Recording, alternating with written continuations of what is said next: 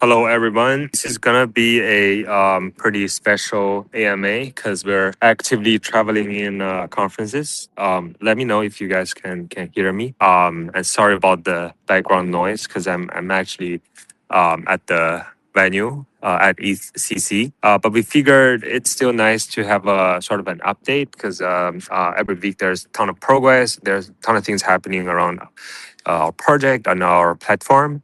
So still we're here trying to give you guys some actual updates.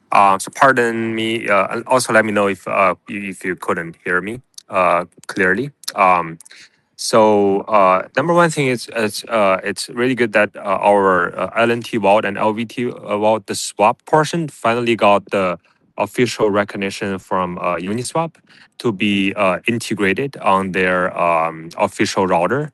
That's pretty big because with the V4, it's a new product and there's not that many assets being supported yet. So we've been sort of applying for this for quite a bit. I'd say maybe even half a year since we launched the first swap last year, and so that's a big step towards recognition. Although with that, it does comes with some good and bad, because our vaults becomes public and there's more attention. We were actually anticipating some, I guess, bad intention or attacks on our vaults. And that indeed actually had some, that happened quite a little bit. So we saw people were trying to do some weird trading volumes with the VATH to ATH and across some other pairs. So lucky for us, I guess for our community, is that we've been kind of monitoring that pretty closely once we had the integration, because we know that we could potentially have a target on our back. So gladly, it wasn't severely affected. People were able to swap out some of the ATH token, but it's uh, actually quite small. Like I think it's about 10K or slightly over 10K in terms of dollar value. That's within range, and then we're actually able to recover, I think, most of that. So I think from our team, we open up some risk exposure and just to be able to test it out. And so this is actually, in overall, I think it's pretty good. It's kind of like a bug bounty, especially with with new product. With Uniswap V4, it is to be expected to have some issue. So for us, it wasn't really a big deal. We're able to solve the exploit and then be able to fix the swap. And we treat it as a sort of additional audit in a way. And it's to be honest, it's actually cheaper than lots of the audits we've done. So overall, we're pretty glad that these happened pretty much early on, and before we scale even further. And we're gonna study this and then also sync up with the Uniswap team, because V4 it is actually quite new still. Hopefully that this won't happen for other projects as well. So that's that. We're still really positive that we're finally integrated on the Uniswap router. So for you guys who are trading the vesting token, previously you would only be able to use the native token. Now it's you can use stablecoin, Ethereum, anything that's supported that has liquidity on Uniswap, which is really convenient. So that's that. Continue on. Of course, like we're at some of us are at cons, and it's pretty productive week. We met with lots of our partners, for example, like Zero G, and also lots of like newer projects trying to launch their token, which all has like the portion being the vesting token. So I want to share a little bit update in terms of our on our product developments. So we've launched like a couple of actually quite a few LVT vaults, and then in terms of TVL and volume, I think we're probably the largest vesting token trading platform or lock token trading platform in DeFi across the board, with over, I think at this point, over 100 million in total volume traded, and then peak TVL over 90 million. Right now it's probably like around 30, 40 million. So that I think that's great. But one step further for us is to actually make this LVT, like vesting token trading, a actual protocol. Like what I mean by that is for our current vault, we actually still did the integration with our partners. Either it's Stories IP, Say token, or Filecoin. We actually customize those vaults. Once we make it on a protocol level upgrade, it means that anyone can create these LVT vault with their own like parameters and their own assets. And this is pretty big because an analogy of this is DeFi bridges, right? So before there were like layer zero, most of the project they actually had to find sort of like build their own bridge, or there's some providers that sort of customize a bridge for you. But once what layer zero does quite neatly is they actually make the OFCs a standard where you could just launch the token with their layer zero standard, and it's instantaneously bridgeable to all these chains that are supported. So that is on the protocol level. What makes everything what makes it essentially like layer zero a public good, and there's a ton of value just in that. And at the end of the day, it actually benefits all projects launching tokens now because you would just it's very easy for you to just opt for the layer zero standard, the OFC standard, and then you become you don't have to like actually spend more effort outside of your actual focus on bridging your tokens, and it also makes it easier for exchanges, for users, for liquidity providers. So on a protocol level, I think there's a ton of benefits, and then we're trying to do the same thing because there's basically I guess maybe 90% of projects launched, in the past several years have some sort of locked tokens, right? Because not if you look at any projects of your liking, most likely the FDV it's going to be much higher than the actual market cap. That is because most of the tokens are being gradually released to the public, to the early investors. So for new projects launching, why don't we have sort of a standardized protocol where they not only launch their actual token, but right off the gate they have a way of having a standard for their vesting token as well. And this for us, we've been proven it to work with our VT structure, where each vesting token VT, which is a ERC20 token, is backed by the actual receiving end of the future T token, native token. So the importance of that is if this becomes a standard, then VT has liquidity right out of the gate.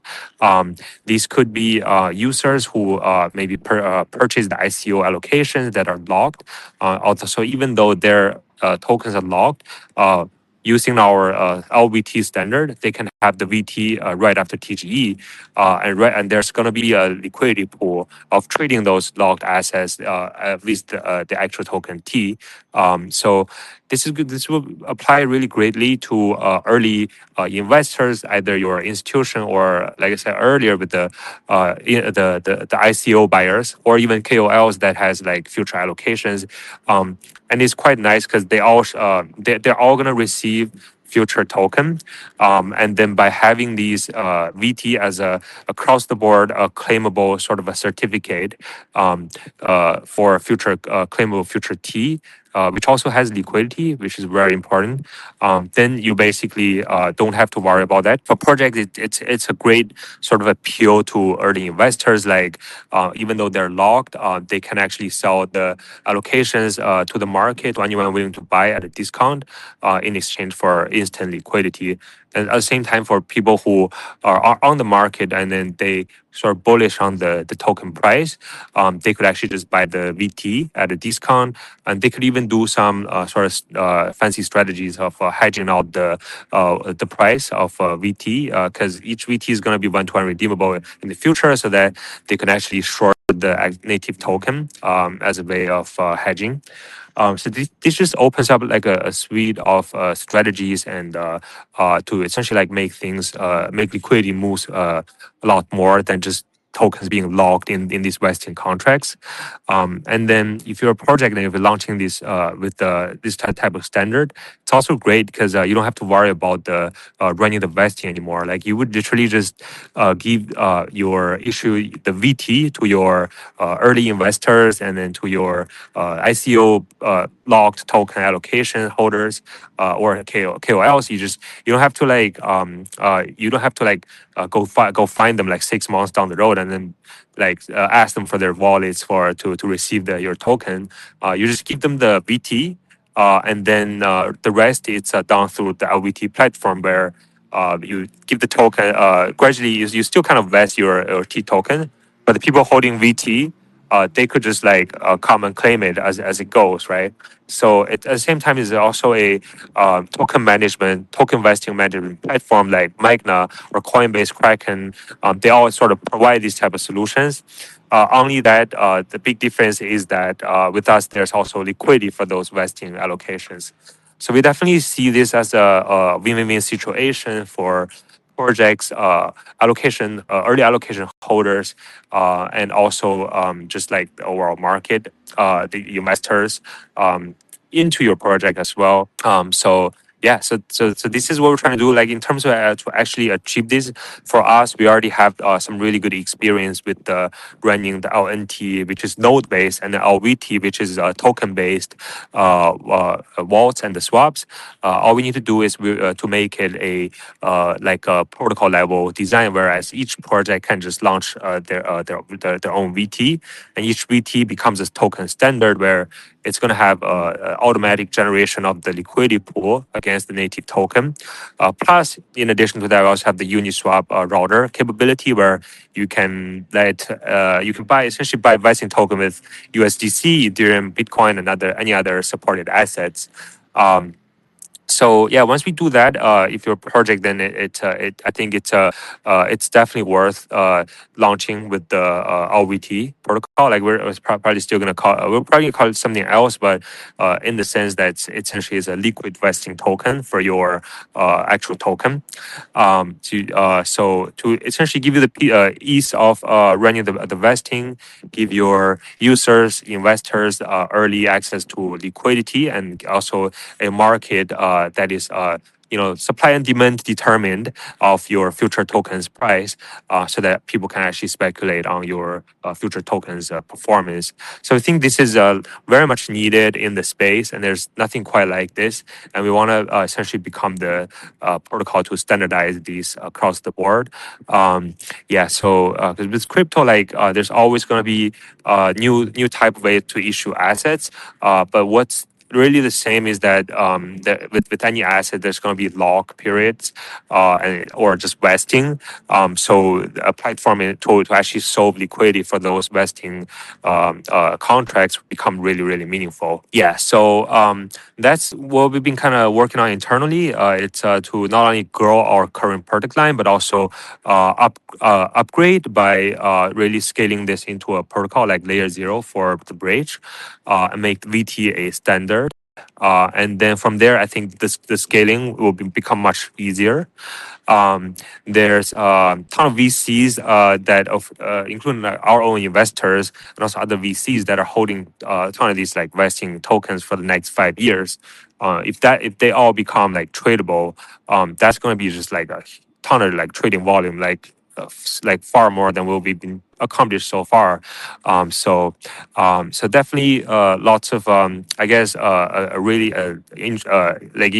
exciting aspect of DeFi that we're trying to pursue. And with that comes there's also going to be lots of opportunities for LPs to make money.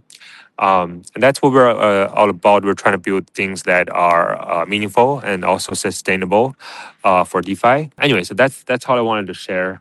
As far as question goes, I think we saw some questions in Discord. There's actually a ton of really good enthusiastic users wanted to contribute, wanted to do some more housekeeping stuff for us, or even some contents creation on our Discord. That's been great. We're gonna attend to those questions. I think one by one. And other than that, there's not that much we need to answer, I guess. So we want to probably just keep this one short, as you can hear, probably a bit noisy in the background because we're at the venue. But it's good to kind of make up some time to for like a quick sync up. And yeah, that's pretty much it. Hope you guys are doing well with the the huge volatilities every now and then. But definitely stay safe wherever you are, and I think overall yeah, that just we're definitely observing everything that's happening, but there's lots of things that are out of our control. The only thing we can do is keep building, and we do have quite lots of plans in the pipeline. Yeah, so with that, I think I'm probably going to conclude the AMA today. It's going to be posted on our YouTube as well. And if you have any further questions, don't hesitate to reach out to us on Discord. We check everything, tickets and chats and everything. Yeah, so that's all for. Oh, actually, do we have any? Let me check. Oh, also, guys, there are sort of lots of impersonators on for it's all pretty obvious. Like they're trying to um, impersonate the Zoo Finance accounts and saying that we have like point program. We have the 0 points program. There's nothing that we're running in terms of points. So any links that are it is pretending to be from us for like either incentives or whatnot, those are all fake. You probably be able to tell, but always but still like definitely be careful. They're starting to we're definitely starting to make some noise in the space. So there are going to be bad actors. So yeah, just be careful on the links in the comment section. Yeah, that's all I wanted to cover today. And hope you have a great rest of your day. So I actually do have a question from Bram Z. Says when zero G vault. Yeah, so the zero G vault is actually already live. It's just not pushed to the front end yet. We're The reason for that it's we're still kind of waiting for their liquidity. So you're probably are you like a node holder? If you're a node holder, that's actually pretty good because you'll be able to sell the DOG VT token, VDOG token, in your node, as opposed to selling your node, which is I don't think there's a market for that yet. But in order to launch that vault, we still need some liquidity for people to start trading. And we don't have any DOG tokens, so kind of just waiting on the DOG team. And to be honest, they are a bit cautious lately with any type of LP provisioning. I think probably because of the overall market and just but still like we have a deal in place. We're kind of just waiting. We're a bit like there's not much we could do in terms of the delay. It's on their hands. But in terms of the product, it's all good. We're just kind of waiting for them to launch. And it is highly sought after. Like there are a ton of node holders like you who are waiting for this product. A little bit more is that it is going to be on DOG mainnet. What you're going to do like once it becomes tradable, you deposit the node to the LNT vault, and then you mint the VDOG corresponding number of VDOG token, and then after that you can just freely trade for DOG tokens, and then withdraw to CX or providing liquidity. That's up to you. So at the same time, you can also withdraw nodes from the vault by burning VZOG token. You can buy VZOG, which is at a discount to DOG token, and then bring the node back to your own wallet. So it's pretty flexible. Again, for now, we're just kind of waiting for some initial liquidity. So yeah, so just be prepared for more updates on that. Okay, I think that's probably everything. Yeah, hope you guys have a great rest of your day, and we're gonna wrap it up now. Thank you.